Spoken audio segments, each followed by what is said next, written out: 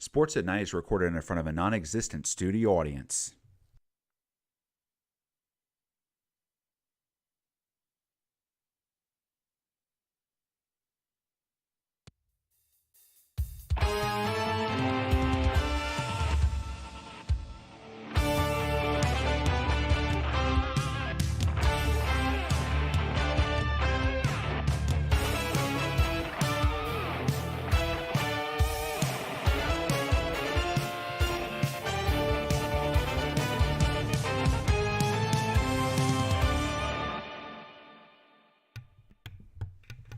What is happening, everybody? Here we are again, same time next week. The OGC is back in the house for Sports at Night, real fans, real talk. As always, I am your host, Todd Knight, and I got Jevon Superman Miller. I'm back! And Will Michael Trahan. The only reason I'm saying it like that is because we had a little discussion, and I wasn't really sure how to, quickly integrate your beard in as a nickname for you really quick, because I didn't want to say Fear of the Beard. Well, hey, Skip, man, I think he kind of looks like Pat Patricia myself, Skip. You know what I mean? And, as we know now, I can't stand them places, Skip. Skip. Shannon's back. Shannon is clearly back. Shannon is back, baby. That almost sounded like Santa more than Shannon. Man, Shannon sound like, I don't know, like he got a blob in his mouth. Or just a whole bunch of water that's not quite swallowed That's all right. the way through. Shannon, Yeah. do not beat my butt when you see me, brother. Please. Yeah. I'm so sorry, man. But let go, man. LeBron got a groin injury. Let him go, baby. And get off of his groin. Maybe that's why the injury took place. Exactamundo. Damn. Anyway. Look, for that right there, LeBron might need some insurance. He might. He very well might. And who do we need to call? How about Paul McMurray State Farm? Yeah. Where the only thing better than the policies themselves is the service you'll be provided with. And of course, he's got the really smooth, lovely hair. That's actually the reason why I'm wearing a hat today, because my hair is a flat mess. So I was just like, yeah, better call Paul, baby. We sound like one of those really bad infomercials. You know what we do. Yeah, we do. But that's okay. Oh, man. There's a whole lot of different things that has happened. And I know, obviously, we talked a lot about the playoffs last week. Yeah. Absolutely. And particularly the Wildcard playoffs. We went through our matchups and everything. This week we're going to do something a little bit different. We're going to talk about Antonio Brown and the whole thing going on with him right now. I think it's going to be a good idea that we talk about this coaching carousel that's happening. It's crazy. I mean, It's crazy. 25% of the league had fired their head coaches. So 7 of the 8 presumably have been, replaced at this point. Mm-hmm. There's only one that has not officially been done, and that's the Cincinnati Bengals. We'll talk a little bit, very briefly, mind you, about the wild card matchups, our thoughts on them. And then we're going to do what we did last week, and we're going to break down all 4 of the games that are taking place this weekend.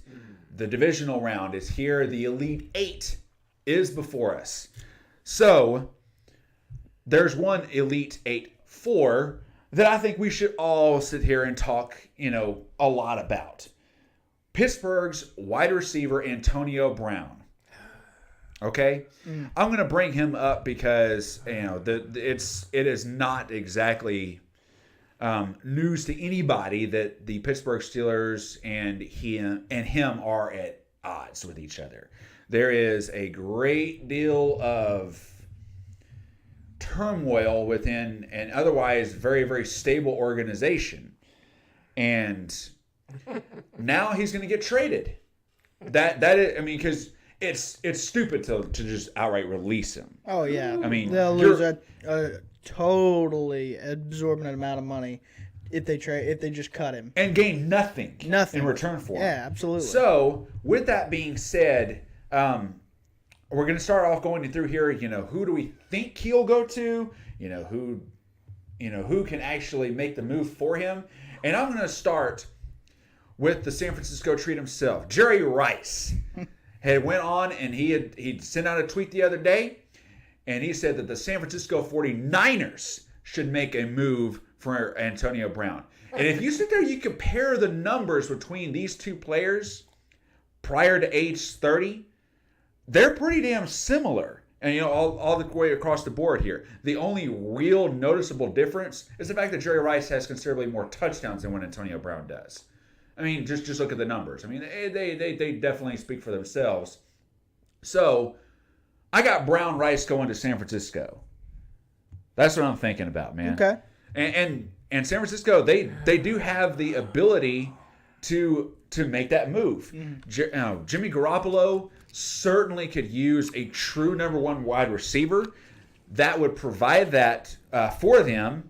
And San Francisco, they've got a top 5 draft pick. I think that would be a very fair, maybe overpaying slightly, but I think that would make sense. A really high first round draft pick to get Antonio Brown, a guy who, he is expensive, no question about that. But the man is in his prime, and I think he'll be a good idea to have for a change of scenery. Kyle Shanahan could do real wonders with he and Garoppolo being the new, great quarterback wide receiver connection over there in the Bay Area. You're clearly kind of snoozing through this one. I can tell there's a little bit of disinterest in this. I think. First off, I'm just a little angry about the whole situation to begin with. Antonio Brown is being a little B-I-E. First off. That's why we have the disclaimer. I ain't even say the whole word. I know, but that's why we have it. Just in case it happens. My brother, you over there with a Hall of Fame quarterback. You guys made a heck of a run this year, and you acting like a little old punk, man. And here you are want to go somewhere where you can probably just go out the pasture. You probably won't leave. You're not going to win a ring anywhere. Yeah, you go to San Francisco, but you're not going to get a ring. I'm sorry. You can go over there with Jimmy Garoppolo all day. Jimmy Jesus, Jimmy broke up. I mean, whatever. You know what I mean? That's for you, Josh Hale. Yeah, that's right. Because I think that Jimmy might be Mr. Glass. You know what I mean? He might be snap worthy. So you can go over there and he can snap, crackle, and pop, and you still don't go anywhere. Right? So where else you going to go? I'll tell you where you need to go then if you want to go do all that. How about you come over there to Denver, buddy? Come on over there and help us out. We got rid of one of our great receivers, sent him right on over there to the Texans and made them a whole lot better. Demaryius Thomas and Antonio Brown are not even in the same league with each other. Hey, as far as their production is concerned, hold the phone. How many Super Bowls do Antonio Brown have? He has one. How many Super Bowls do Demaryius Thomas have? Okay, so he has none. No, he has one. Demaryius has a Super Bowl. Demaryius Thomas has one Super Bowl ring. Yes, he does. Antonio Brown doesn't have any. He don't have any, right? Yeah. So then there we go. We cannot compare. Anyway, okay, so let me get this straight then. If that's where we're going with this, let me say this. So then, would you say that Trent Dilfer is a better quarterback than Dan Marino? No.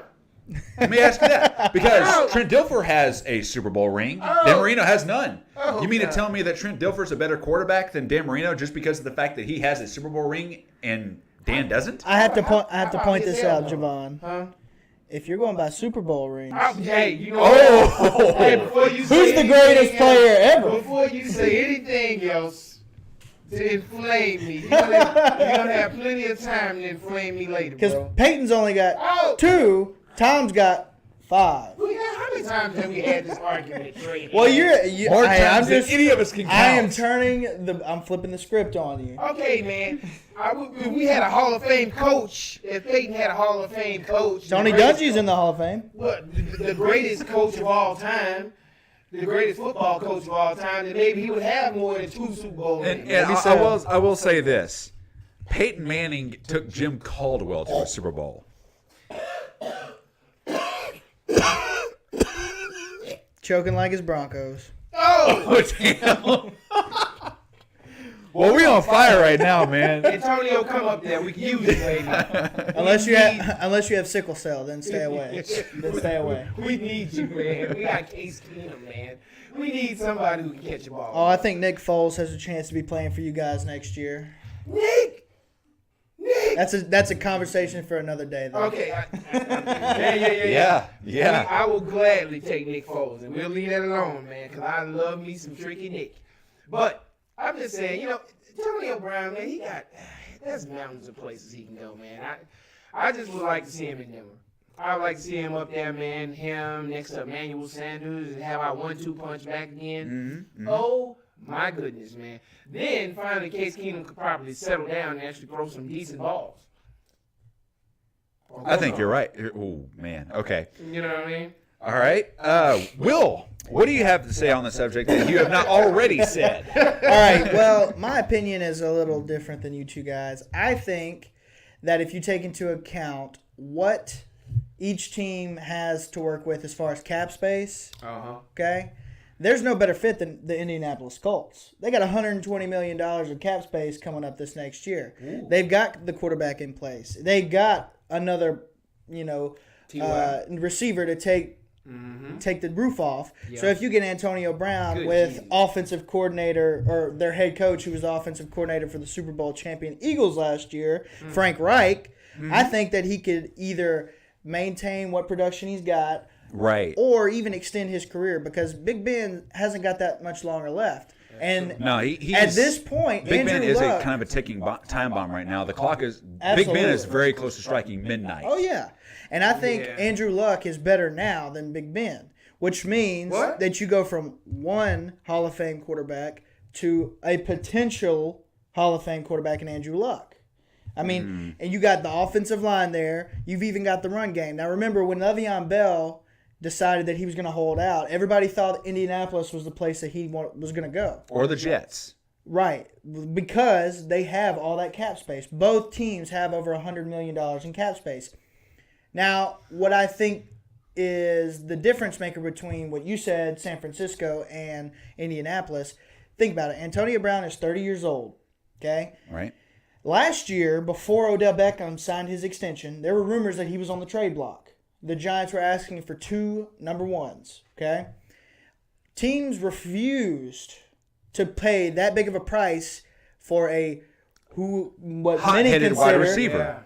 A prima donna, okay? Yeah, and they wouldn't pay even though he's 5 years younger than Antonio Brown, people still would not give up a high draft pick or 2 number ones. I ain't gonna pay for a problem either. Exactly. Antonio Brown is 5 years older than Odell. Yeah. Antonio Brown has been a very, very good receiver, but he's I'm not gonna say a cancer to the locker room, but he's definitely a distraction. A very good receiver for a Hall of Fame quarterback, may I add. His quarterback is amazing too. So you can't just say his huge numbers is just due to him. Which is why I think Indianapolis would be a good transition, because he goes from a quarterback on one level to a quarterback that's on that same level. Close to that. And Andrew Luck has proven that he is back and better than ever. And How then long? you have that offensive line. He's got protection now, so that's a big factor. In place. And instead of spending that money on Le'Veon Bell, spend it on Antonio Brown. You got Marlon Mack, you got Naheem Hines. That's a good 1-2 combo. Not to mention T.Y. Hilton. And T.Y. Hilton is starting to get the double teams, because they don't have. I mean, Chester Rogers is the number 2. I mean, guy's a good receiver. He's not a number 2. You put Antonio Brown in that, and Frank Reich's offensive brilliance. And then you still have money to pay that offensive line. You still have money to pay for a better defensive players. You're right. And you have capital from trading back last year in the draft. You're right. You got that capital that you can give up for Antonio Brown, and you're still not selling the farm. So if I were Ryan Pace, Ryan Pace is for the Bears, isn't he? Yes. Who's the one? Chris Ballard. If I was Chris Ballard, I would offer up maybe, since they're going to be a late 1 this year, maybe a 1 this year and a number 3 next year. I think that gets the deal done. I think Pittsburgh can't hope for much more than that. That way you still have draft picks. You still have that cap space, and you still have room to operate. You're not handcuffing yourself. Look at the Giants. Their cap space is maybe $30 million, if that, if they restructure Eli's contract or cut him. Then Which are almost forced to do right now. I think. absolutely, because they're so strapped for cash, Jerry Reese handed out all these big contracts. But I think Indianapolis is probably in the most enviable position of any team in the league because you got a quarterback who's still young, you have an offensive line that's young, that's coming into their own. Not to mention You really the defense have, that's exactly. You playing have lights out defense right now, that's too. overachieving, Yeah. and then you have this coach who everybody thought was an afterthought. Last year after the Josh McDaniels debacle, turns out he's pretty damn good. You see the Frank Eagles. Wright's been an excellent coach for them. You see the Eagles struggling on offense this year as compared to last year. What's different? John DeFilippo's gone. He went to Minnesota, but he got fired. Frank Reich is gone, and his team is still in the playoffs. One of the final 8 teams, going from almost worst to first. I mean, they had the number 3 overall pick last year in the draft. Now, granted, that was due to Andrew Luck, but Number 6 overall, actually. well, they traded back. They had number 3, and they traded back to the that's Jets. true. That's very true. Because the Colts You're and right. the Giants were competing for that number 2 spot Yeah. until the Giants sucked worse.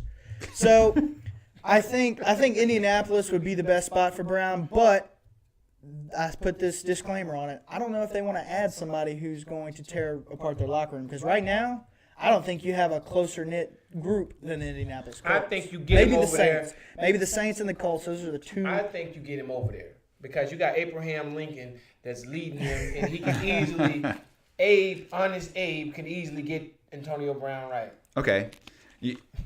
That's actually kind of good. That's good. I'm going to piggyback a little bit off of what you were saying somewhat. Antonio Brown may not be a cancer, but he is definitely a distraction. What I'm thinking about, all those commercials, that come up for like prescription drugs and stuff like that. You may have, high blood pressure. You take this medicine, it'll cure the high blood pressure, but side effects may include That's Antonio Brown right now. Absolutely.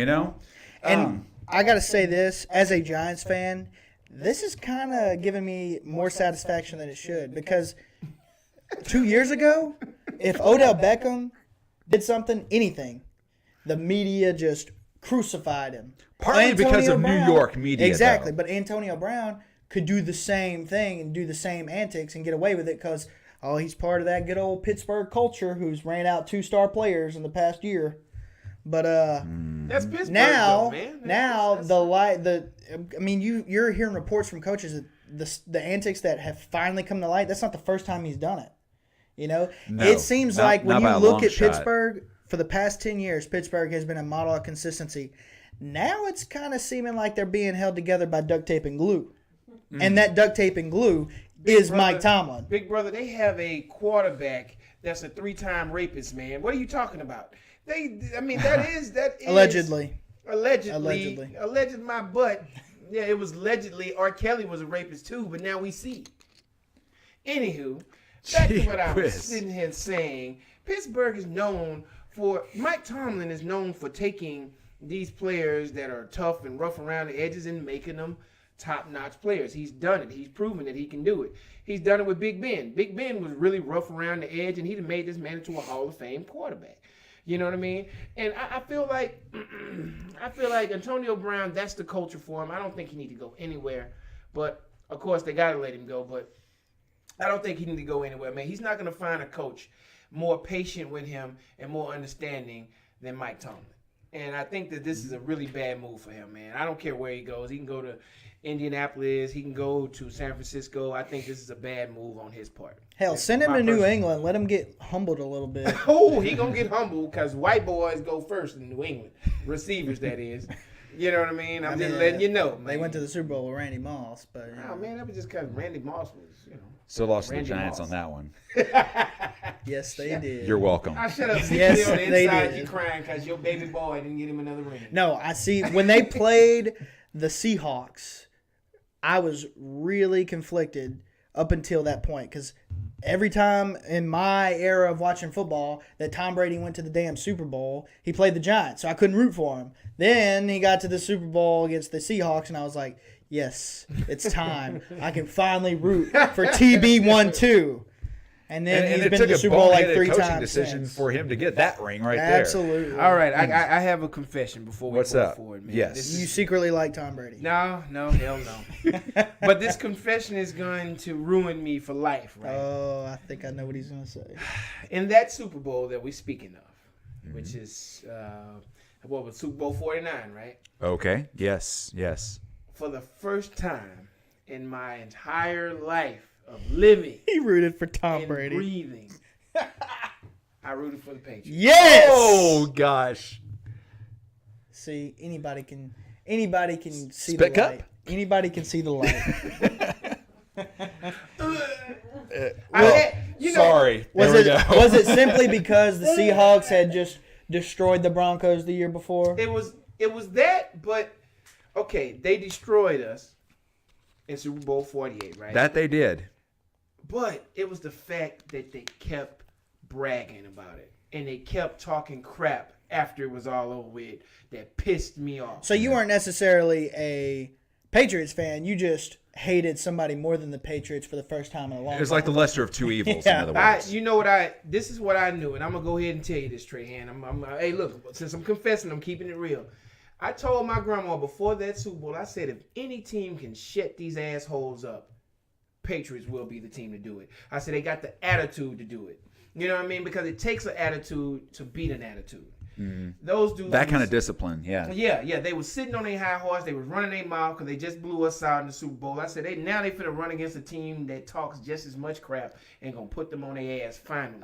And I felt that, and I knew that, and I did. I rooted for the Patriots for the first time ever in my life, and the last time. I know that was hard for you. I appreciate that. Oh yeah, I know, man. It sucked, man. But in order for me to move on, I had to get it out. Hey, I mean, all of those teams that you just mentioned just now, the Patriots, the Steelers, Seahawks, hell, even them. Yeah, even them. Yeah. All of them have one thing in common: great coaching. Great coaching, yeah. I mean, that's honest. That's about what it boils down to. And there's obviously been a coaching carousel that has happened here. We talked about it at the top of the podcast, Yes, right? we did. 25% of the league was looking for a head coach. After Black Monday Black happens, Monday. Yeah, that's what fire it's known everybody. as. Why I gotta be black, man? No, I'm just joking. Yeah, it is. because it's a dark day for a lot of It's a coaches. dark day for a lot of coaches. And I'm just thinking about the different coaches that got fired. Oh, a lot of them, Horrible, whole man. bunch of them, man. Some of Horrible, which did not deserve to be. Right. But I'm looking at some of these hires here. Matt LaFleur to the Green Bay Packers, the Titans offensive coordinator. Which that don't make sense to me because the Titans wasn't that great on offense. No. I will defend the hire when we get to that point because I am actually a supporter of Matt LaFleur Okay. to a certain extent. There, and I know that. Well, I'm not going to steal your thunder, so I'm just going to say this: Freddie Kitchens to the Browns, them doing that. If anything, he needed to just stay their offensive coordinator and bring in another guy to be their head man. I completely disagree with that hire for the Cleveland Browns. That is a very Browns thing to do right there. Yes. Self-destruct. Yeah. Vic Fangio. I am a fan of Fangio. What the things that he did, with Jim Harbaugh and the 49ers at the top of the decade, that defense was amazing. What he did with the Chicago Bears this last year, amazing. I think that he kind of brings back that mystique to the Denver Broncos and their defense, the no-fly zone, the orange crush, kind of coming back to light a little bit. I will talk about that when you give me a chance. Fair enough, man. There are two hires that I think could have a very, very quick impact.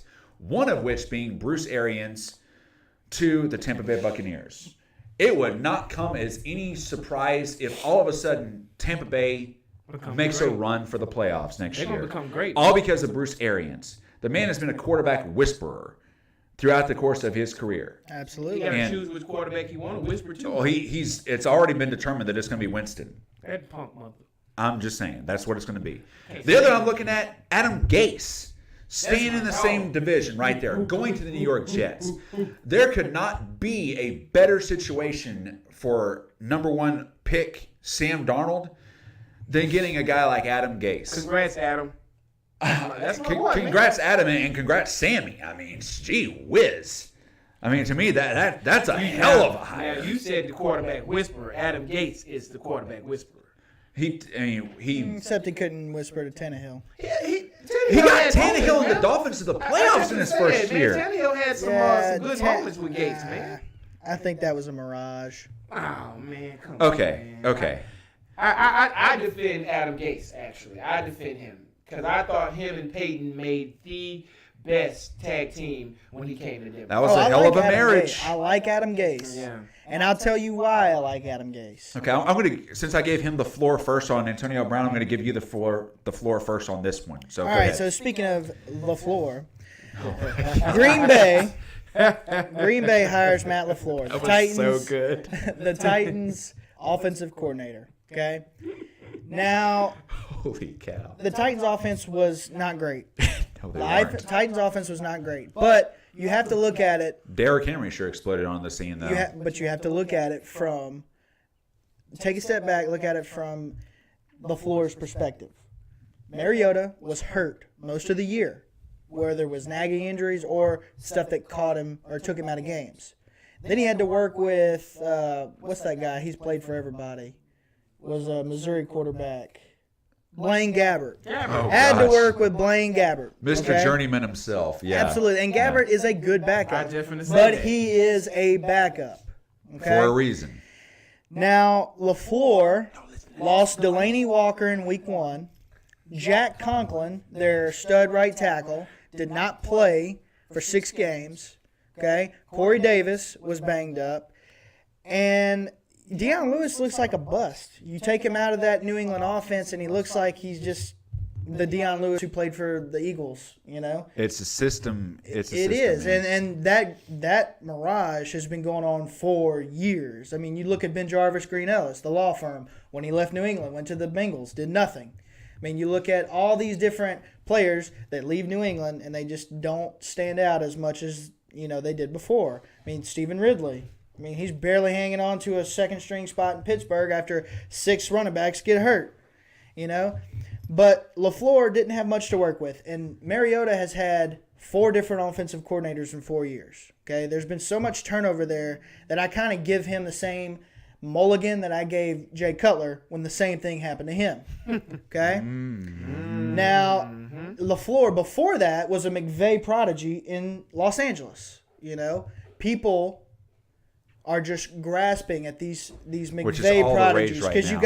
you got 4 or 5 McVay coaches who are ascending through the ranks. Yeah. Okay. One of which is their I'm sorry I cut you off, but the quarterback coach over there. Yeah. Zach Taylor. Mm-hmm. He's the favorite to get the Cincinnati Bengals. And I'm sure that they will because it's all cyclical. Okay. The NFL is an offensive minded league right now. Okay, and look at all these hires. Matt LaFleur, Cliff Kingsbury, Bruce Arians, Freddie Kitchens, Adam Gase, all offensive geniuses. And all quarterback friendly. Exactly. The only blip on the radar is Vic Fangio, who has a decade's worth of goodwill and defensive genius that he's just now getting a job. Sean McVay is 32, okay? And these guys that are coaching under McVay, all teams are just grasping at those straws to try and get some of that Shanahan coaching tree. Because think about it. You had McVay and Kyle Shanahan on the same coaching staff for the Washington Redskins. They got RG3, a Rookie of the Year.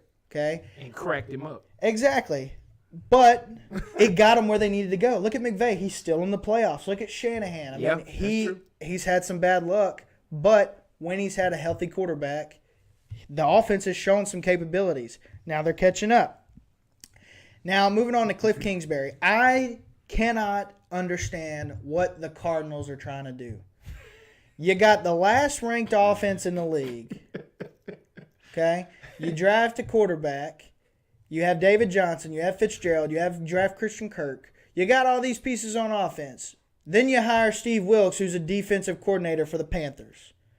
Then you give him 1 year behind a terrible offensive line, a rookie quarterback, David Johnson coming off an injury, and a 36-year-old Larry Fitzgerald. Then you fire him. Then you hire a coach who went 35-40 Bullshit. In the Big 12. Just going to say it, man. Doing that was absolute BS. It doesn't make any sense. I'm so sorry, Larry. You got to spend your last few years. I mean, the with Arizona this- Not Cardinals- even a few years, his last days. But think Yeah. about the Honestly, ownership. man. You got a GM that went to jail last year for passing out in his car drunk on the road. Now you got 2 head coaches in 2 years, Cardinals and are it a doesn't make mess. any They are, sense. man. Okay, Bruce Arians to the Buccaneers. I agree with you. He could take that team from worst to first, especially since I think the Saints window is closing. I think the Panthers window is closing. And I think that the Buccaneers have the pieces on offense. They have Mike Evans.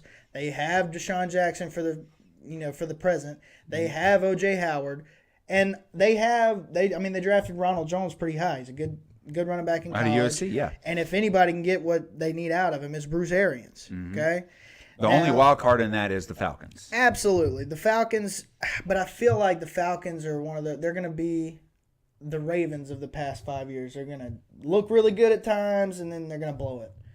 It's Inconsistent. exactly. Got it. And then Adam Gase. The problem with Adam Gase, okay, he got hired for his first coaching job in Miami. Good for him. He did a wonderful job with Chicago. He killed it. Okay. Then you get fired after 4 years, where you had Jay Cutler and Ryan Tannehill as your quarterbacks. Then you go to the playoffs, but you get fired because you just tread water. You're basically 8-8 every year, or around there. You get rid of all these players that are really good for an attitude change, and then you get fired. So you have this ownership group. It's very volatile. I mean, the Miami Dolphins ownership group is not a very good ownership group. They're not Stephen Ross is not a good owner. They're not highly regarded around the league. No. So what do? You choose to take a job with maybe one of the only franchises who have a worse ownership group than the Miami Dolphins. You got Woody Johnson, who's one of President Trump's cabinet members. He's an absentee owner. Then you got a GM who can't figure out what the hell he wants to do. But the only attractive part, they do have $100 million in cap space. Mm-hmm. They do have Sam Darnold. They're probably going to pay Le'Veon Bell, so they'll have that punch. But he's got no offensive line, and he's got defensive players that are on their way out. Leonard Williams is not going to be there very much longer. Darren Lee, underachiever. You got Jamal Adams, but you ain't got much else. You paid Tremaine Johnson all this money, underachieved. So I just wish Gase would have taken a coordinator job, rebuilt his stock, and then pushed for a better ownership group, because it's really from top to bottom. You have to have the perfect situation. That's why you see these Pittsburgh Steelers so consistent. That's why up until last year, the Giants were pretty consistent. The Broncos, they've been pretty consistent up until late. These teams that are known for winning have good ownership. I mean, you can have different GMs, you can have different head coaches, but the ownership is the stabilizer. If you don't have that, you don't have nothing. And now you have Adam Gase, who just chose such a weird place to go. I mean, it's like he looked at all that cap space and was like, I better have GM say, or the GM better listen to me, because that's the only reason I'm coming here. It didn't make sense to me. I like Adam Gase, but he's a better offensive coordinator than a head coach, in my opinion. He should have done that for a year and then tried it again. Fair enough. Similar like Pat Shurmur did. Okay.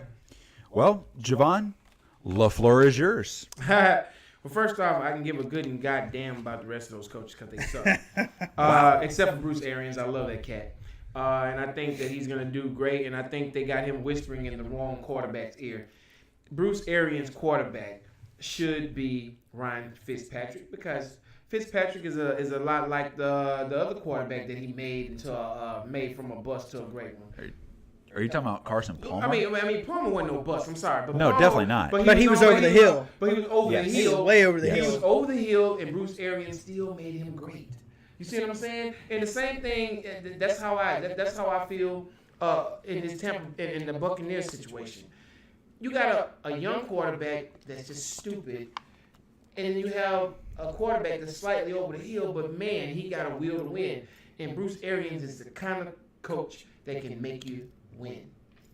He'll take you from over the hill to right back where you need to be. And I think that's my feeling. I think Fitzpatrick should be his quarterback. It's the quarterback he deserved. He don't deserve that idiot and win. Or Winston. Winston, yeah. Or a quarterback to be named later. Later, yeah. And I think he's going to find that out. I think he already is. Coaches know things in their head. They might not come in the franchise and just impose their will right away. He'll let the young boy get out there and make a fool of himself and then sit his ass down and put who he wanted in there to begin with. Which Jameis Winston has proven time and time again. Yes, if there's indeed. anything that he's reliable on, it's making a fool of himself. Damn Skippy. You know what? I wouldn't be surprised if they traded for somebody like Jacoby Brissett. Just hit the reset button. Yeah, that'd be cool. I think that would be a good move. That would be an honestly. absolute great move, to be honest with you. Or since we're kind of on the same lines right now, give Teddy Bridgewater another shot. Absolutely. Yeah, TDB. Bridgewater will be yeah. a starter next year. I love somewhere. Teddy Bridgewater, Yeah. man. Somewhere he Yeah. will be a starter. Now, let me talk to, because I don't want to take too much time. I want to get right to the heart of what I've been wanting to talk about. Okay. The reason why Adam Gates is in New York. Adam Gates is in New York because our GM has a stick in his ass and would not hire him back in Denver. John Elway should have hired Adam Gates. Let me tell you something. I understand him. I understand him getting another defensive coordinator, especially one that had that damn Chicago defense going hard like they did. I understand that. But our problem isn't defense. It's been offense. We need an offensive-minded coach. Adam Gates has proven that he can make our offense move, man. And if we don't get our offense moving, we're going to get the same shit that we got this year. Well, their defense is great, but why can't the offense score points? Injuries and trades, for one. For real, though, man, we need a good offensive-minded coach. Well, I think maybe John Elway was thinking, Von Miller is the franchise player. There's no quarterback that's a franchise quarterback. He's got a linebacker, a rush defensive end. I completely understand and that. Maybe he's trying to keep him happy. I completely understand that. But, man, at some point, he's going to get replaced anyway. That's why we went and got Chubb. And people don't want to believe this, but I think Bradley Chubb is going to, at some point, he's going to eclipse Von Miller. Well, that's how it was with Demarcus Ware and Von Miller. Ware came in as one of the greatest in the past decade. Von Miller was the young old guy, dog, Miller teacher and surpassed him. student, Right. And that's what they hoped Shane Ray would do. mentor, and then apprentice. it didn't happen. Well, Right. Shane Ray probably would have if injuries wouldn't have came into play. Right. I think injuries is what got to Shane Ray. But this boy Chubb, though, He's the real deal. Chubb is amazing. I really was. Both Chubbs are, honestly. Yeah. Nick and Yes. Bradley. Yeah. That's why last year I was hoping the Giants had the first 4 picks. Just take quarterback, Chubb, Barkley, and then trade away one. That would have been perfect, Chubb is the man, and I think Chubb is going to be our future. Absolutely. I just don't agree going with. Sorry, everybody might disagree with me, but I don't agree with going with another defensive coordinator as our head coach. We need an offensive-minded coach that can get our offense moving because our offense is stagnated, man, and it stays that way. We cannot, and I don't give a damn what quarterback you get, man. You can keep going, jumping through quarterbacks after quarterbacks. They're gonna all fall into that wall if we don't get a coach that can get that wall moving, and that's my feeling on it. That's why I think Adam Gates went to New York because he couldn't get back to Denver, and he needed to be in Denver. Well, I think he should have taken the offensive coordinator position at Denver. How cool would that have been? Had Fangio as your head coach, now Gates that- as your offensive coordinator? That would have been great. And one thing I will point out to you really, really quick is I'm looking at my phone right now. Denver Kubiak will not be Broncos offensive coordinator. And that I want to throw that out there really quick. Yeah, and that hurts, bro, because we thought that Kubiak was going to take it, but this man is sick, people. Yeah. In Bronco country, this man is sick. I know Kubiak got us Super Bowl 50, but he's sick. You can't make a man with a bad heart go out there and try to save your team. He can't do it. His family don't want him to do it. Yeah. Elway keep pushing the man to do it, and he just don't want to. You know what I mean? It's not going to happen. So what do we need? We need Adam Gates, and I'm really disappointed in John Elway for not going and getting this cat, man, because I told you this. I told you that was my pick for a new head coach, Adam Gates. Get our offense moving. Yeah, you did say that. I said that, man. So that's all I got to say on that. I'm done with it. But once again, maybe after we have another losing season, Elway will finally have to come up on his questioning. Wake up on that one. I hope I gotta say I like John Elway, but he's not a good GM. He's not. No, he's not. He's not. Amazing quarterback. Amazing. Average at best GM. Yeah. At best. At best. Yeah. Yeah. One head coach that is now kind of getting looked at as somebody who's going to get an extension now. Dallas Cowboys Jason Garrett. JD. Two postseason wins in 8 years. is what I'm kind of looking at on that. I mean, Cowboy fans. I got your back. They've gotten spoiled. Mm-hmm. Going back to the past. The 70s. the 90s, the 80s, the 90s. Woo! The 90s was the Captain America. Even, then you had the time during Tony Romo. I mean, you get yeah. spoiled. With these things. Yes, you do. But the reason why I'm bringing this up because, Jason Garrett and the Dallas Cowboys beat the Seattle Seahawks last week. Mm-hmm. Huge, and win. it's a huge win that I don't think a lot of people, including myself, really thought was possible midway through the season. Right. And that's something I want to just kind of go through, on our brief little going through the wild card stuff. I like it. I was surprised. I'm not surprised that the Cowboys won, but I was definitely pleased with how they won because they exactly, and you called it on that one. You sure as hell did call it. Woo! Gritty win on that for the Dallas Cowboys. So I'm just throwing I'm throwing my bone here. I'm trying not to be biased. I'm trying to be realistic. I'm trying to keep it objective. As I've said time and time again. Grit. But I feel like that's something that should be pointed out. Yeah, it is, man. I told you, they are a gritty team. They have this Cowboys team I like because it's a different type of Cowboys team. It's not all that flash and passing and touchdowns and all that, man. That ain't what win your Super Bowl. It's getting in there, grinding out wins when no one else thinks you're going to win. Offense may put asses in the seats, but defense still wins championships. It wins championship, and that's the only way that they were going to beat. Because I'm going to tell you right now, I actually, if Seattle would have won this game, I probably would have picked Seattle to go to the Super Bowl, bro. They would have had a chance with I know, kind of conflicting myself here. Mm-hmm. Russell Wilson and his leadership, never count that out. And then they're nasty. They've never. I mean, without the Legion of Boom, they're still a nasty, grimy team, and no one wants to play teams like that. I will say that watching that game, it's so frustrating. It seemed like the Seahawks called the same play like 45 times. Shotgun. Run it up the middle, hand off to Chris Carson or Rashad Penny. It seemed like it was every play. And thank you for that because it was crazy. Go to the air, man. Try to throw the ball. Dallas did the same thing. It seemed like it was just a stalemate of whose offensive coordinator could run the ball to win the game. And hey, Dallas's defense, they're the real deal. Real deal. The real Holyfield. deal. Wow. You know what I mean? And that pains me in my spirit to say because I hate the Cowboys. I hate the Cowboys with every fiber of my being, but they're different this year. They're a lot different, man. This is a scary, scary team, man.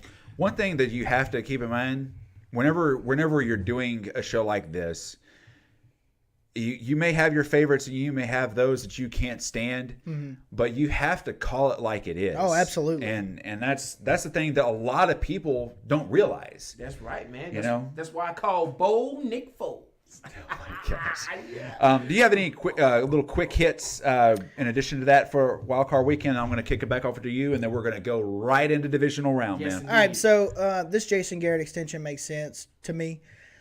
There are a few coaches in the NFL that can deal with Jerry Jones. The way that he runs his team, the way that he dictates his will on people. It's real, true. Man. It's really that true. Real, and I think that is why Jason Garrett has lasted as long as he has. Is because he is an expert. He has his degree in handling Jerry Jones. Okay? And I think Jerry Jones will be just like Marvin Lewis because Marvin Lewis was the same way with Mike Brown. Mike Brown is a very hard owner to deal with, and Marvin Lewis knew the way to deal with him, which is why he coached there for 16 years, even though he never won any playoff games.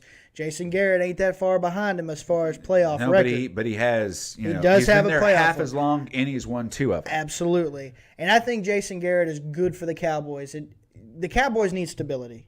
They need stability because you got this Zeke Elliott is coming up to be a free agent, and they've run the freaking tires off of him. Yeah, they do. There's no guarantee that he'll be back. You got Dak Prescott, which the jury's still out. The only thing that you can see and look at and say, this is the Cowboys that I recognize, is Jason Garrett. That's right. Okay?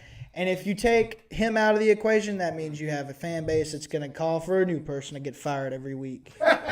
Yeah. Jason Garrett is perfect for Dallas. I think he needs to stay there because he's not good enough to win the Super Bowl, but he's good enough to keep the fans placid, which is what I, as a Giants fan, need to happen. And he's good enough to keep that mummy wrapped up in the press box.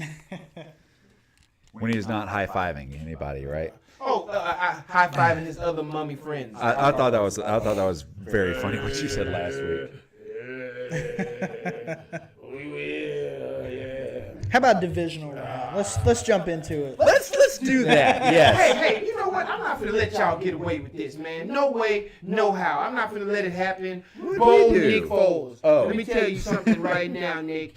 You marched right up there in Chicago's house, and you took them boys out. An unstoppable defense, a defense that everybody was comparing to the '85 Bears, and you went up there to the Bears and you beat them, bro. And let me tell you something, man. I am not gonna let this ride. We're not gonna just skip past this and go to the division. Mad kudos. Yes. You are amazing, yes. my brother. And that defense over there in Philly is amazing as well, too. They played a hell of a game. Oh, you're right. Unheralded. Fletcher Cox is unbelievable. They matched the defense that they were going against. And that's what you Absolutely. need to win, brother. Man, kudos to the whole Philadelphia team. You know what, man? There's more than just a Rocky underdog story that comes from Philly, baby. Rocky is the best, but Nick Foles is right behind it, man. Let me tell you something, man. Right now, He's yeah. magical, man. He is You are magical. man. That team plays different when he's at the helm, man. On offense and defense, bro. And I'm telling you, man, that boy is a Rocky story, man. He's amazing. They're gonna make a movie about you someday, bro. And it's gonna be called The Underdog. And it's gonna be starring. It's gonna be a story based off your character, man, based off you, Nick Foles. Because, man, I call you the best backup quarterback ever. I think they should call it Foles Metal Jacket. Yeah, you're the best backup ever, bro. I've never seen anything like that, man. And you have to be a humble man to sit behind another quarterback, knowing that you should be starting for a team, then come in and lead that team to the promised land. That's a heck of a man. You're a heck of a quarterback. Big J got respect for you, Nick. All right, then. Okay, so divisional round. We opened off with them last week, or excuse me, we closed off with them last week for obvious reasons. This week we're going to open with them. All right. Then we're going to go, all through the AFC, and then we're going to close the podcast with the Saints and the Eagles matchup. So be sure to stay tuned for the end of that because I got a lot of thoughts on I think this. we got a lot to cover on that part. Yes. Okay. Hang in there, baby. So the Dallas Cowboys, following their win last week against the Seattle Seahawks, they go into LA. One way or another, they were going to LA, right? Right. Whether it's Louisiana or Los Angeles, the Cowboys were going to LA. Live and die in LA. So, here's my thoughts on this whole thing. Dallas needs to, dare I say, ram the ball down the Rams' throats. Absolutely. Yes. No question about that. Physically They've beat got 'em to up. do that. Beat them up. Zeke, Beat them up. do what you do. Do what you did last week, Zeke. I think the Cowboys' defense is good enough to stop Gurley because I don't really think that he's healthy. I think they're going to play him, but I don't think that he's healthy. Me What I'm thinking about is can they generate enough pressure on Jared Goff, because I know damn well that they can and that they will. The question is, can Goff make the right reads to be able to actually get some sustained drives and pick up some sixes rather than some threes? Because if the Rams have to live on field goals all night long, it's going to be a long night for It's them. going to be a very long night for them. It's going to be one anyway. And I know how you are with the trenches. The big matchup that to me definitely needs to get a lot of attention, Zach Martin and Aaron Donald. Yes. That is the matchup of the game. That's the game inside the game. That is the game inside of the game. A lot of people are going to look immediately, the fans especially, are going to say, Gurley versus Zeke, Goff versus Prescott. No. The real game is Donald and Martin. Absolutely. Donald is unfreaking blockable. Both of them come from the same draft class. Crazy. 13th overall, Aaron Donald. Zach Martin, 16th overall. Mm-hmm. And both of those guys, I would have been absolutely ecstatic to get coming out of college.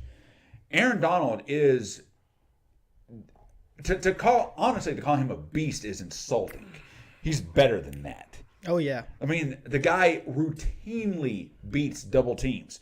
And as you've seen scrolling across the screen, he led the league in sacks this year with 20 and a half. Think about that. As a defensive tackle. 20. It's just incredible to think about huge, that. Man. That's now, huge. Thinking about this from the Rams' perspective, because I do have to be unbiased with all this. If I am the Rams, I would find a way to shift Aaron Donald over onto left guard, whether that be Xavier Ciafola or Connor Williams. Dude, obviously you're going to be double team blocking anyway with Looney and Martin, or Right. Looney and the left guard. But I get them matched up on them all day and wreak havoc. I mean, because the only way that the Rams have a chance of being successful is to live in the Cowboys' backfield. And I think that would be the way to do it. Because Aaron Donald is capable of just blowing the whole damn thing up. Oh, yeah. I don't think there's anybody who can withstand Aaron Donald one-on-one, Zach Martin included. Yeah. Especially since he's still not 100% healthy. Oh, yeah. He's been banged up all year. Yeah. He's played great, but he has not played up to his standard. Yeah, that's true. Can I call an audible real quick? Go ahead. Knock Okay, yourself all out. right. We haven't talked about this, but you got me thinking. Think about the first round of the 2014 draft. Jadeveon Clowney, Khalil Mack, Mike Evans, Anthony Barr, Eric Ebron, Taylor Lewan, Odell Beckham, Aaron Donald, Kyle Fuller, who was an All-Pro this year, Zach Martin, C.J. Mosley, Brandon Cooks, HaHa Clinton Dix, D. Ford, who found his way to stardom this year, Jason Verrett, who was good, Jimmy Ward. I mean, that's ridiculous. And Teddy Bridgewater. Think about that. Insanity. Think about that. You got the two best pass rushers in the NFL right now. These are names within 10 picks of on each a other. consistent basis. Absolutely. Every single one of those Remarkable. names. And you That even is have Ryan remarkable. Shazier before he got hurt was a stud at middle linebacker. Every Yeah, single name yeah. you just And mentioned. you want to know what's crazy? The biggest name in that draft, Johnny Manziel. That was the biggest name in that draft. Hey, he's the was biggest Johnny name. Manziel. Lovely fact to throw out He's there. the biggest name in the Canadian League right now, too. I just had And not for the best reasons either. He's and so honorable sad. mentions. You got Sammy Watkins was also in that draft. Jake Matthews from the Falcons, their left tackle, was in that draft. Yeah. Like you got this That's is that may that's be a one of loaded class, Exactly. man. These GMs got lucky that right that there. year. That rivals with like 83. Unless you're the Browns because they drafted Greg Robinson, Justin Gilbert, and Johnny Manziel. They're the only ones that sucked at that draft. Everybody else, at least got the a good player. Rams actually drafted Greg Robinson. Oh, that's right. You are number correct. 2 overall. Robinson plays for the Browns now. That's right. Yes, You're yes. correct. You know what happened with the Browns? Johnny Manziel was supposed to be their current quarterback, to be honest with you. That's what they were hoping when they drafted him. Another small, scrappy quarterback. They've got a better version of that. They do, right but now. that's what they wanted with Manziel when they got him, though. They wanted someone that was small, scrappy, that can get the team going, and he just wasn't that. This quarterback that they currently have is what they were going for then. And I'm sorry, getting back to the games, but in round 2, Jimmy Garoppolo and DeMarcus Lawrence, same draft. Yeah. It's crazy. Dude, I'm loving me some D-Law. I want to say something about this game real quick, and I want to get it out the way because I just got to say this, and I want to let this game go. The Rams got the same problem the Cowboys had for a while. They're too damn pretty. They're too pretty. They're too glitzy. They're too glammy. They got so many personalities on. They just is so cute team. You're right. They're this cute team Absolutely. with a lot of huge names, a lot of big names, a lot of flash and glam and glitz. This Cowboys team is going to go and beat these boys up. Now, they better be ready for a fight because they got one coming their way because this Cowboy team isn't America's team, that old pretty Cowboy team that they're used to. This is that Cowboy team that like to scrap. They like to fight. They got a quarterback that want to get hit, that don't mind getting flipped upside down in the end zone. They got a team that I like, and sucks because I hated the Cowboys for so long. But this is the reason why I hated the Cowboys because they were too pretty. I'm like, the hell with that old pretty ass team, man. I ain't rooting for them punks. I want pretty. There was no substance behind it. Yeah, I want grit, and this is a gritty team. And if LA going there thinking they finna play pretty and have these little pretty passes from Goff and all that crap is getting picked out the air. Goff is gonna get sacked. He's gonna get beat up. Gurley's gonna get stuffed. This is gonna be an ugly game. And so they better not go in. They in order for the Rams to win this, they better not be thinking pretty. That's all I got to say. That cute little young head coach that they got, he better come up with a different game plan. He better come up with a game plan that involves fighting. And I mean fighting for every inch. Going in there, running the ball, taking hits, getting hurt. Be ready for all that because that's what it's going to take to beat this Cowboys team. Yeah, it's going to happen. Yeah, that's what it's going to take to beat this one. What I'd like to say really quick before we move on to the next game, which I'm going to go ahead and say is going to be the Colts matchup, right? The game I care about the Colts and the Chiefs is where we're going to go to next after this. But I just want to say really quick, Sean McVay he's a great head coach. He is. I don't think there is any disputing that. He's amazing. What happens though if the Rams lose this game? I think that the mystique of the Sean McVay brand definitely takes a pretty big hit. Yeah, because you got to think this Cowboys matchup is strength versus strength. Mm-hmm. You got defensive line for the Rams versus offensive line for the Cowboys. Mm-hmm. You got, an air raid offense, pretty much an air raid offense with Cooks and Robert Woods, who are just phenomenal. That offense has taken a colossal step back since Cooper Kupp's injury. That is very true. But you still got two receivers who are studs. Yeah, very much so. And you got a secondary in Dallas full of studs themselves. I mean, Byron Jones you can basically put him on an island now. And I have a bold prediction that my boy X is going to have a huge game. Gee, who are you referring to? Xavier Woods. I know. Louisiana Tech alumni, obviously. Go Dogs. Yeah. He is going to have a huge game if they come. That old cute plan of golf throw every down. Yeah, he's going to have a huge game. But I think about it this way, and I've adopted the Saints since we are in Louisiana. I've adopted the Saints because my whole family, my dad, my brother, my mom, they're all crazy-ass Saints fans.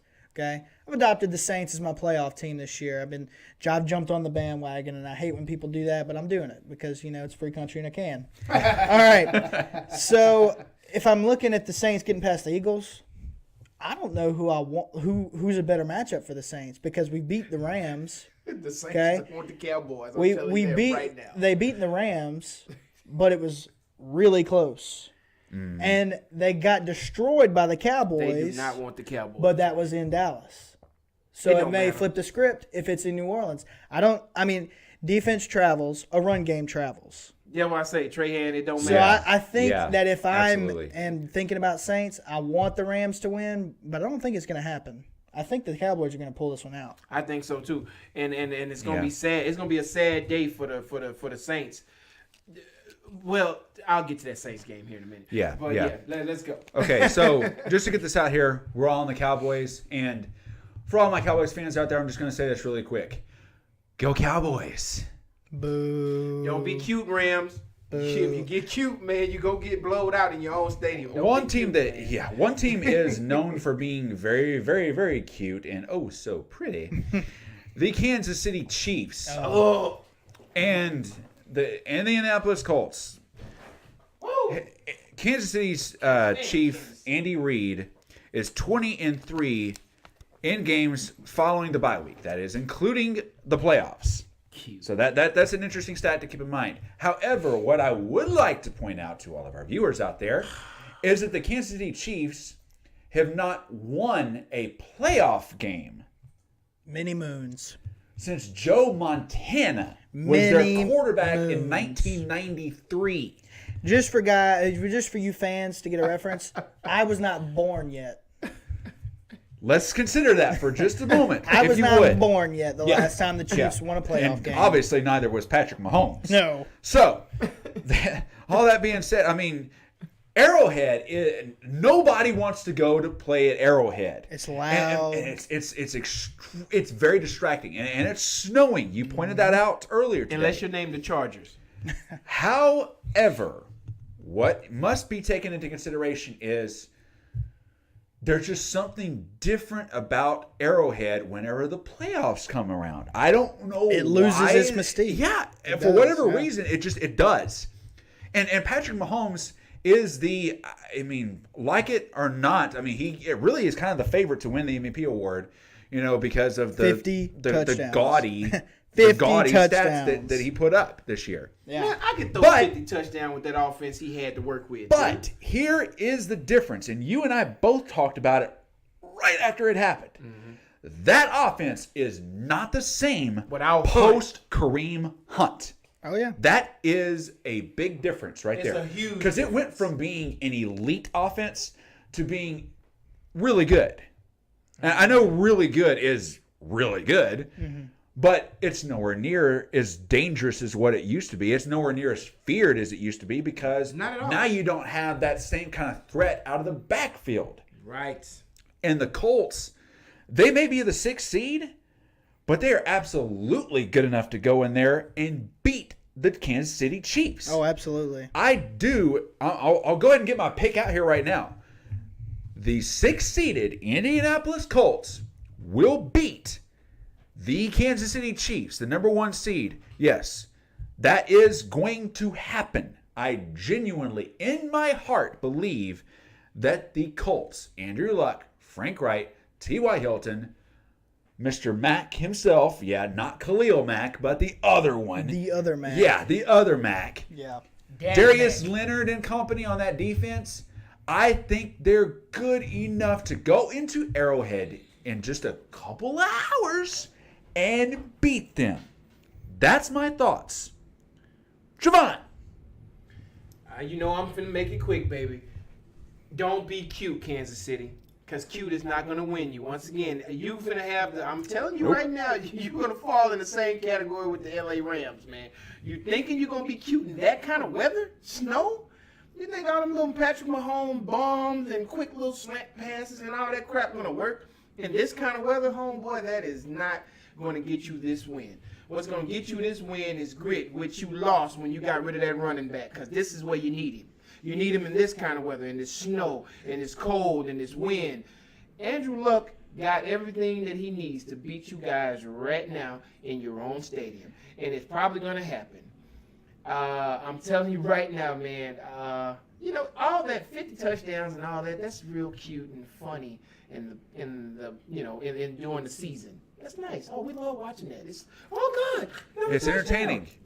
Another touchdown. Oh, he did a no-look pass. Oh, that's beautiful. Oh, he did an undercup throw. Oh, yeah, all that looks really nice, and it's fun, and we laugh about it, and we high-five each other. Hey, bro, Sure. You see that pass, man? But when it's time to make that run, when you're in snow, when it's freezing out there, all that is not cute anymore, bro, because it don't work. You got to go out there and play gritty. And I'm telling you right now, as much as I hate those Colts and all that, man, them boys they war tested. They are. They're war And tested. additionally, I'm glad you brought this up, the whole thing about the snow, and everything. Yeah. Tyreek Hill, he may be the fastest player in the league, but that kind of weather, you can't run that fast. You really on cannot, it. man. So that I'm not going to say that it nullifies him, but it definitely makes it where he's nowhere near as dangerous. Right. Trahan. All right, so I think what a lot of people are forgetting is that Patrick Mahomes is basically a rookie quarterback.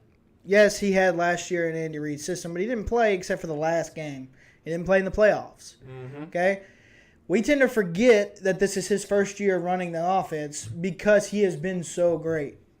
Partially due to his arm strength, partially due to the scheme that he runs. Andy Reid makes a lot of quarterbacks look fantastic. I mean, Yeah, he do. he That's a almost fact. turned Donovan McNabb into a Hall of Famer. He almost And touched I Alex stress- Smith. And he resurrected Alex Smith's Absolutely, career. and I stress almost because if McNabb wouldn't have went to Minnesota and to Washington and just quit, he'd have been a Hall of Famer in my mind. And personally, to me, I think Alex Smith is a great quarterback because of Andy Reid. I really Absolutely. do. I Yeah. think he's a great quarterback. Yeah. But I think that when you factor in this is Mahomes' first trip to the playoffs, Andy Reid, yes, he's coming off a bye, but he's had to shuffle his team. You know, he lost that key cog that you referenced earlier in Kareem Hunt. Okay? He lost that feared running game, that leading rusher from last year in the running game. You know, and the snow cannot be discounted because no matter how hard you throw the ball, if you can't grip it and you can't aim it, it's just going to sail. Yeah, you are Or it's going to go absolutely right into Malik Hooker's hands, you know? Speaking of hands, those gloves aren't going to be as good either. Absolutely. So I think that Andrew Luck has been here and done this before. Yeah. He has been to the playoffs. He's got playoff experience. Frank Reich has playoff experience and won a Super Bowl as a coordinator. He knows how to play, and he plays in Philly, so he knows about cold weather. Or he's coached in Philly, so he knows how to get his players ready for cold weather. Yeah. He's from the NFC East. 3 out of the 4 teams deal with cold weather. You know? Yeah. Indianapolis, it ain't warm there. Okay? So I think that Andrew Luck is going to come in here. He's going to do just enough. I think that offensive line, and I think Marlon Mack is going to have another huge game. I think he's going to have over 100 yards rushing and at least 1 touchdown. Sorry, Justin, you're not going to get to him. Totally And see that happening. I think that they can scheme Tyreek Hill out of that offense. Because you're right, it's hard running in snow. It is. It is Yeah, hard he running is in not snow. a mutter No. by any stretch of Absolutely the imagination. not. And so I think the Colts are going to come in here. They just feel to me the way that the Giants did when they came in as the 6th seed and knocked off everybody. They knocked off the Cowboys. feel it in They the knocked air. off I'm the with you on that. Packers. You feel it in the air, man. They're just one of those teams, and every so often you get one of those teams that sneak in. And I thought it was going to be the Seahawks. The Colts now taking that team, where you just think, I don't know if anybody really wants to play them. No, Yeah. You know? nobody There's does. just something different about it. And the Kansas Except for the City, Chargers. they limped into the postseason. You know, and Indianapolis roared in there with all the momentum. That's real. They got hot at the right time. Real fans, real And talk, bro. Kansas City limped in there. They lost Kareem Hunt, and then Patrick Mahomes just looked kind of tired. He looked like he was tired of carrying the city of Kansas City on his back. So I'm not going to talk anymore. Everybody knows I'm picking the Colts. Unless your name Peyton Manning, throwing 50 touchdowns tire you out, buddy. Oh, yeah. Okay, so there we have it. Apparently, we're all on the Colts, based on what I'm getting. As much, right? as much as I hate to be, but yes. Okay, we're all on the Cowboys. We're all on the Colts. Okay, We gotta I hate start- Kansas City We got to more. start picking some different teams now. let's pick. Okay, we're going to go to another C team that's in the playoffs here. The Chargers and the New England Patriots. Yeah, that's my team right there. Here we are. This is a very interesting stat that I would love to point out to all of you guys right now. The Chargers are 1-11 on the road versus New England since 1973. That's changing today. That is including the playoffs. Tomorrow. What I would like to say, the see, here's where it starts getting hard for me. That's what she said. Perfect. That was good. That was really good. Okay. The Patriots, they've been as great as they've been for so long for a very, very, very good reason. Tom Brady has had, a phenomenal career. There's no disputing that. Bill Belichick is, I think, very, very arguably the greatest head coach to ever strap on a headset. I agree with that. You're looking at a man who's won 5 Super Bowl rings as a head coach of this organization. He won 2 additional ones as a defensive coordinator with the Giants back in in 86 and 90 respectively. This is a very system-driven team, and the New England Patriots. they're constantly, in this position. Every single year they're in this position. They are the San Antonio Spurs of the NFL, just like the San Antonio Spurs are the Patriots. I was about to say, NBA. I think the Spurs are the Patriots the of the Patriots NBA. of the- Yeah, because the Spurs don't cheat, so we can't really just throw the Spurs out there bad like that. Let's They got a clean record. Yeah, they do. They just run guys like Kwame Leonard out of out of town. So all that being said, They won championships clean. yeah, I'm not impressed. I'm not impressed with the New England Patriots, and I mean they may be 11-5, which sounds good, It's bad for the Patriots. but it's not Patriots good. Right. And again, this is another one of those situations that I talked on last week. 12-4 Chargers going on the road to play 11-5 Patriots. Okay, now the San Diego. I'm doing Stephen. You I'm did doing it. Stephen A. Smith. What's it gonna do, Excuse Skip? me. What you gonna do, Skip? Excuse me. Excuse me. Skip, no, Skip. No, Skip. No, Tom Brady's going down. He's Look going here. down, Skip. Anyway, the Los Angeles Chargers, because we're going to get this right, and we're going to do it right on the air. So, again, I'm going back to it. They are the deepest team, certainly alive still in the playoffs. They're a dangerous team. They're a team that is hot. They can beat you in all three phases of the game. Offense, defense, special teams. They've got a team that can really, really bring some heat on Mr. Brady, who has not had as good offensive line play as what he really needs to, considering the man pretty well has cement feet. Brady is definitely going to get his. New England's going to make their run in this game. I do feel like that's going to happen. The question is, can the Chargers minimize that run by the Patriots? I do believe that they can. So, my bold prediction, if you want to call it that, because there's a lot of people that are actually kind of on board with this, I truly believe that the AFC Championship game next week will be the Indianapolis Colts and the LA Chargers. I truly do believe that in my heart of hearts. And for you Patriot fans out there, Who cares? well, I mean, I care because they're our viewers, and they may not like some of the things that we say on the show about their organization.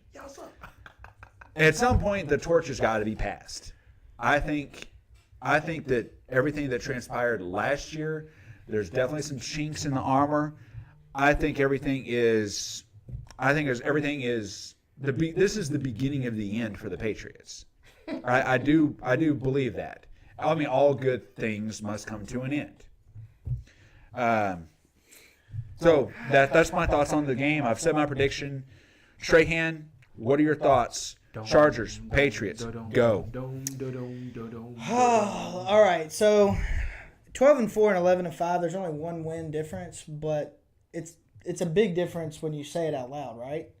I mean, the last time the Chargers and the Patriots matched up in the playoffs, do you remember when that was? 2007, when they were undefeated. And Phillip Rivers, mind you, played that game 1 week removed from a torn ACL. Oh yeah. But that's ancient history. That was back when LT was still toting the rock. So, Yeah. I think that as long as Tom Brady is the quarterback and as long as Bill Belichick is the head coach, I don't think that there's any way that I can pick against the Patriots. That's fair. It's not a factor of I think Tom Brady's that much better than Phillip Rivers because at this point they're probably around the same. Tom Brady's old. He's 41. I mean, the wheels have got to fall off sometime. I would say that Phillip Rivers is better than Tom Brady at this point in his career. Well, I'll never put anybody above Tom Brady, so agree to disagree. But Fair. I think that if you give Bill Belichick a week to scheme, he's like, I mean, I was going to say he was like Nick Saban up until this past week when he got destroyed by Dabo. But it's very hard for him to just get out-coached. I don't know if it's happened very often. And I don't think that the Chargers have been there, done that enough to pull it off. Yes, you have the experience of Phillip Rivers, but everybody else, they're green. You got a lot of young players on that team. You got a young head coach in Vance Joseph. Anthony Lynn. Anthony Lynn, I'm sorry. Vance Joseph's in my mind. I just saw it. He got hired as a defensive coordinator already. What you think about that, Jevon? But I like Anthony Lynn. I like what he's done. And I like the Chargers away from where they're playing because they play in a stadium of like 30,000 people. It's a soccer stadium, essentially. But they've done good on the road. Yeah. And the Patriots in the playoffs historically have been almost unbeatable at home. So Chargers are 8-1 on the road this year going into this game. Patriots are the only team that finished undefeated at home. Something's got to give. Something's got to give. You're right. It's when the immovable object meets the unstoppable force. Mm-hmm. But I think the Patriots find a way to win this game. I think Los Angeles, it don't snow there very much. Los Angeles, it don't get very cold. San Diego's the same way.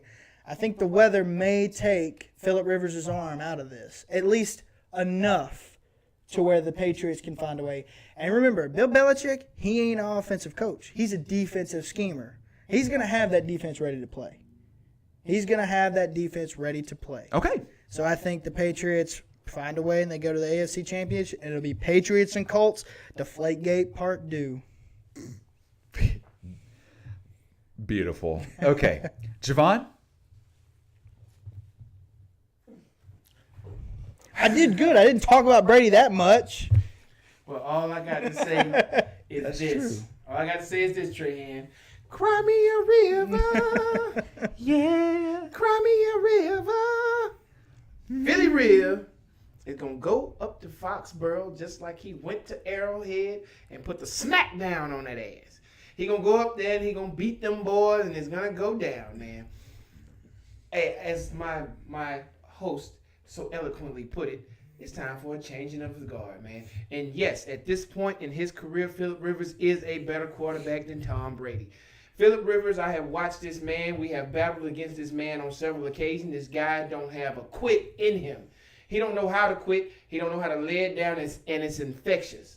His whole team jumps on with it, man. And if you ever watch, I don't know if you watched many LA Chargers or San Diego Chargers game, but though they rally around Phillip Rivers, man. It be times when these dudes don't have anything out there. They should be losing, and somehow they find a way to win because of one dude who just will not quit. It starts 1 touchdown, 2 touchdowns, then everybody just on board, and this whole team just changes, and they win games. Listen, man, I know that Foxborough is a hard place to go up and win in, man. It always have been. Trust me.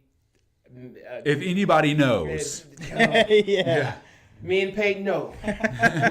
Peyton more than most. Oh, boy. Even both his teams, just the road ran through Foxborough. It's hard. It's hard. I mean, even when the Patriots on an off year, it's hard to win there. No, yeah. It's just, first off, you got to beat the referees. No. Which you're not going to beat. Hold on. Right? Hold on. You can't say that the NFL wants the Patriots to win. They've tried their damnedest to run Tom Brady out of the league. And yet, he still won a Super Bowl that year.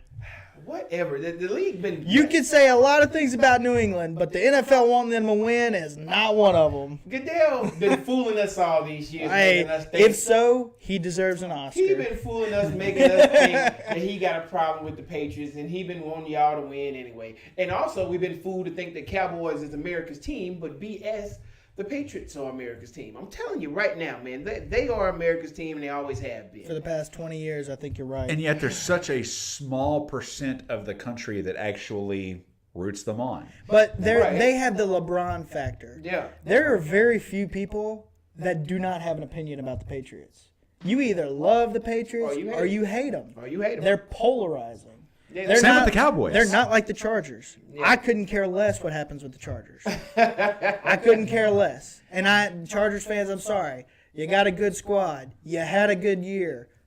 You just moved to LA right after the Rams with no plan for a stadium. It I doesn't am- seem like it makes a lot of sense. Yeah, I'm a Broncos fan, man. I've had to play you guys twice a year for a very long time.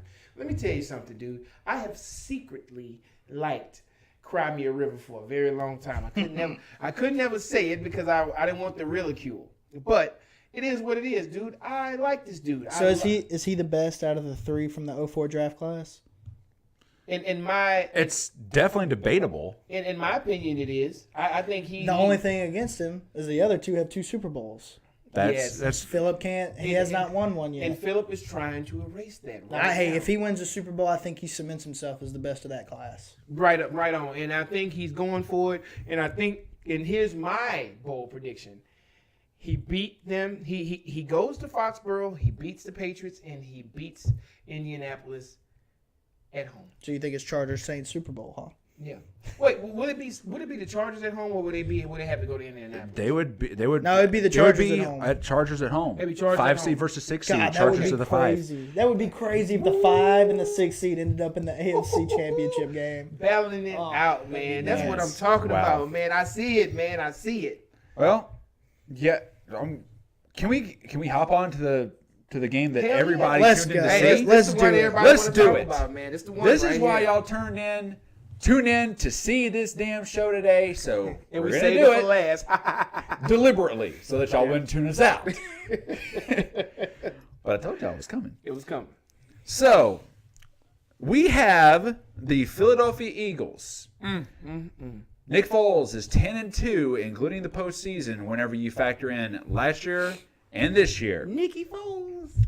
the defending Super Bowl champion Eagles at that march into the Big Easy, where it'll be anything but. It will not be easy.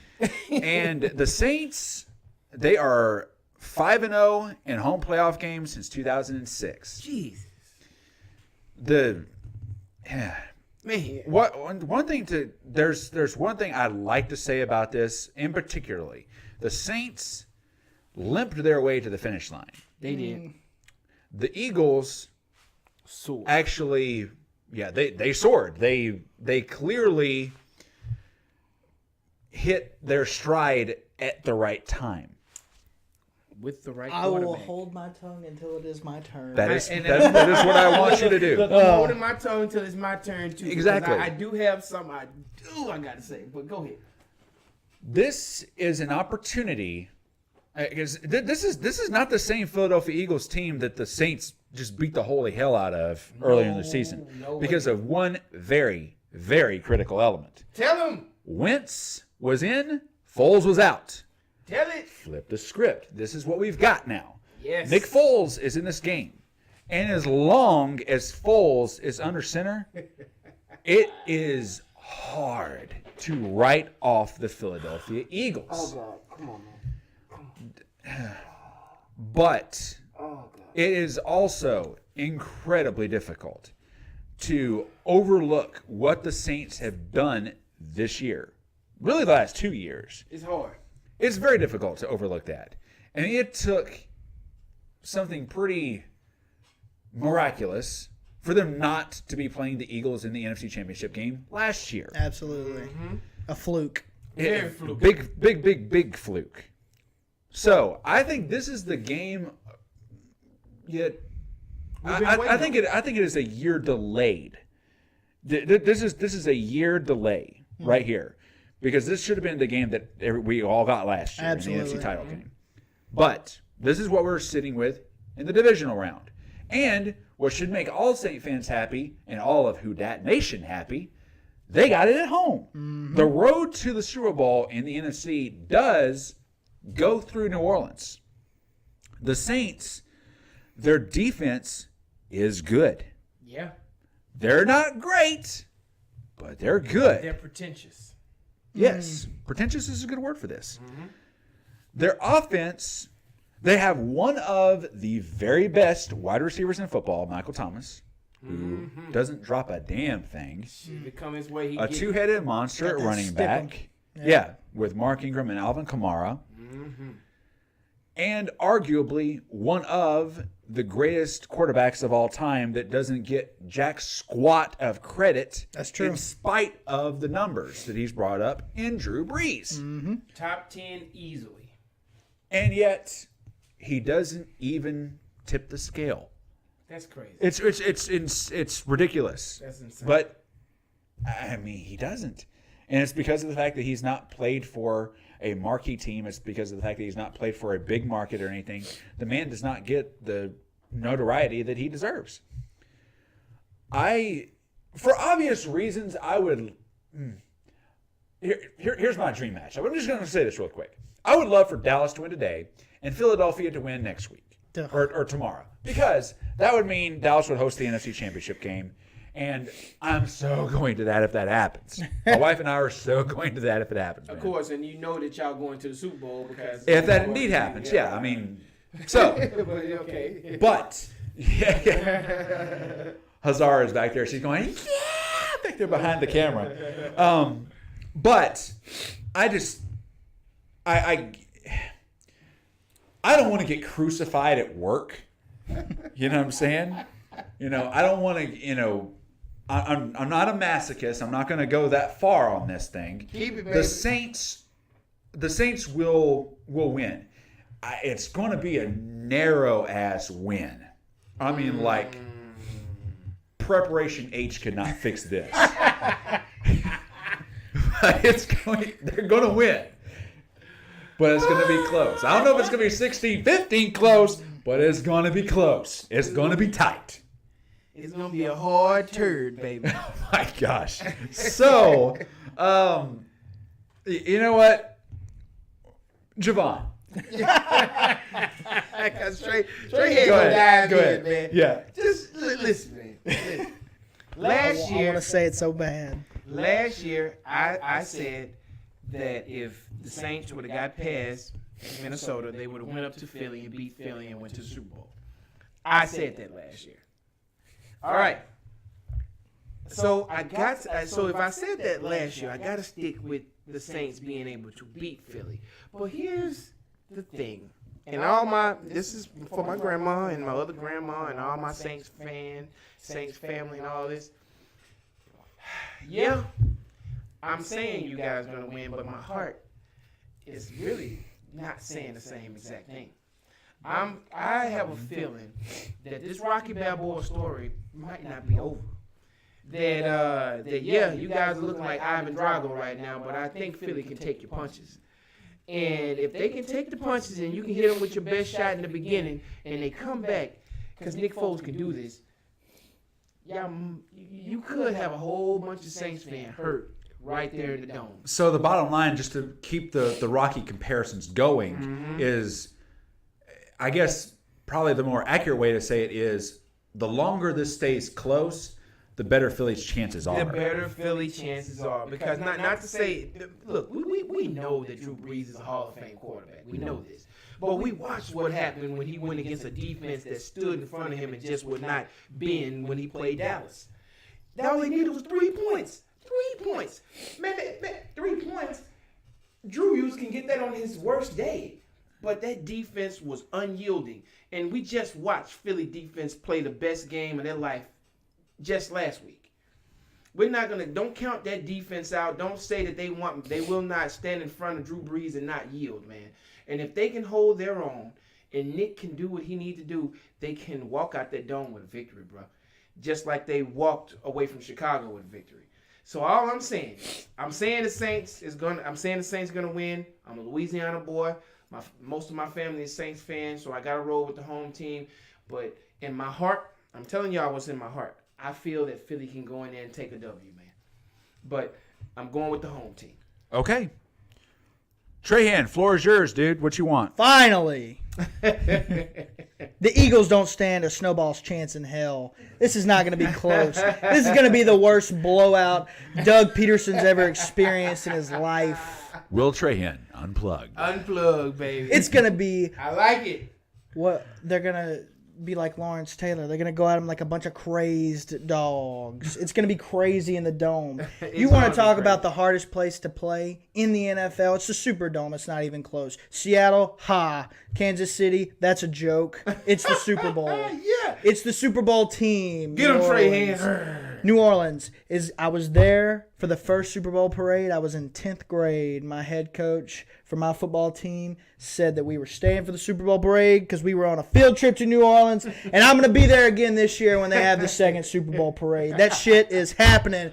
Book it. Philly, you're done. Nick Foles, your dick is small. It's not going to happen. Nick Foles is done. Cam Jordan, killing him. Sheldon Rankins, killing him. Marshawn Lattimore, killing him. He's going to throw 6 picks. Maybe not that many picks, but he will lose the game.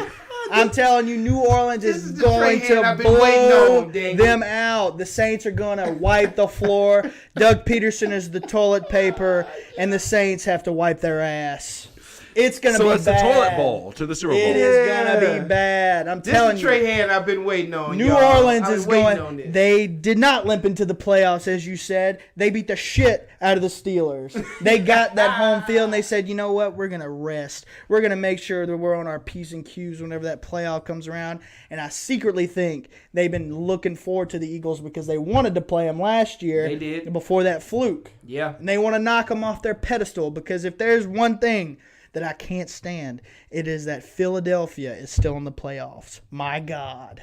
They suck so much throughout the whole regular season. And now they want to crown their ass. It's crazy. It's crazy to me. New Orleans is going to destroy Philadelphia. Book it. It's not even going to be close. Nick Foles is going to be the first quarterback that goes into the Hall of Fame as a backup. Nah, he's going in there. He's going in as a backup. He's a great quarterback, man. I like this energy. Do you remember Kurt Warner's last game where the Saints just destroyed him? They did. It's going to be just like that tonight. Oh. Nick Foles is going to come out bleeding. Tomorrow. Yes, tomorrow. He's going to come out bleeding. He's going to come out with that ring on his head. It's going to be bad.